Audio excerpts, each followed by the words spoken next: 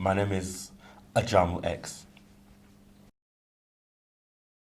I'm a fine art photographer, and I am also archive manager for the Ruckus Black Lesbian Gay Archive project. The archive was formed in 2005, and the aim of the archive is to collect any kind of materials around the Black lesbian and gay experience within the UK.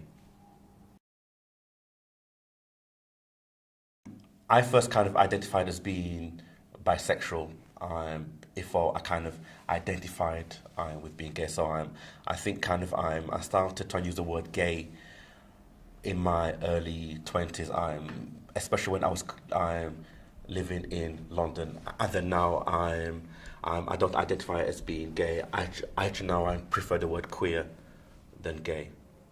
My parents are Jamaican, and they're very cool, very supportive. They know the work I do.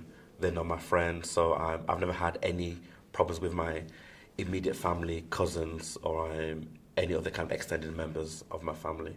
I think kind of what young black men need is probably spaces whereby they could actually talk about their emotions, to talk about love and feelings in terms of kind of that kind of internal landscape around kind of one's identity. I think for me, kind of, I think kind of so much young black men get caught up in being very hard, very rough, or whatever. Somehow there might be kind of issues around kind of a fear of being sensitive, a fear of talking about who they are and what they are.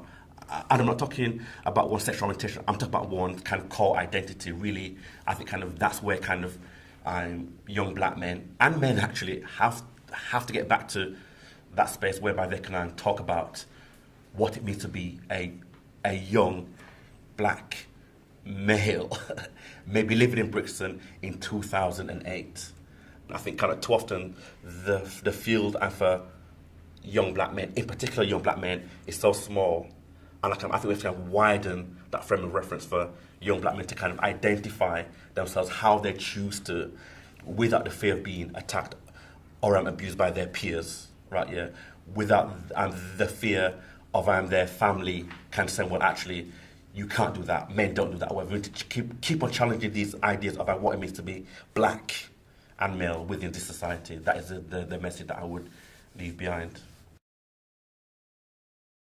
One was living in Chapeltown in Leeds in 1987, and came across an advert in the Caribbean Times that advertised the first national Black Gay Men's Conference in This Our Lives. This was October '87. I was still living in Leeds with my girlfriend at this point. I came down to the conference in October, and this was the first time that I actually kind of met a whole group of kind of black gay men talking about kind of heritage and history, safer sex, the black community, and the issues with homophobia, talking about racism in terms of the wider gay community. And then basically by the January, I had then moved to London, because then I kind of like came into kind of around community that was kind of like very kind of like political around kind of certain kind of ideas. That was one of them. And I think also the previous year I was working on a publication that we started called Black, and went to Leeds, and then met the Last Poets. I met a group called Turbo, who was like Martin Glynn, and this was the first time that I kind of came across black men, and that was talking about kind of black politics. And so basically that just kind of opened my eyes to kind of people like Malcolm X and Angela Davis and so on and so forth. I think kind of those two things kind of like coming together, I think for me kind of had kind of probably a major impact into the kind of the politics around my kind of sexual identity from then on until now. And so hence the name Ajamu X is kind of in reference to Malcolm X, because he was, I think for me, kind of my first kind of key role model.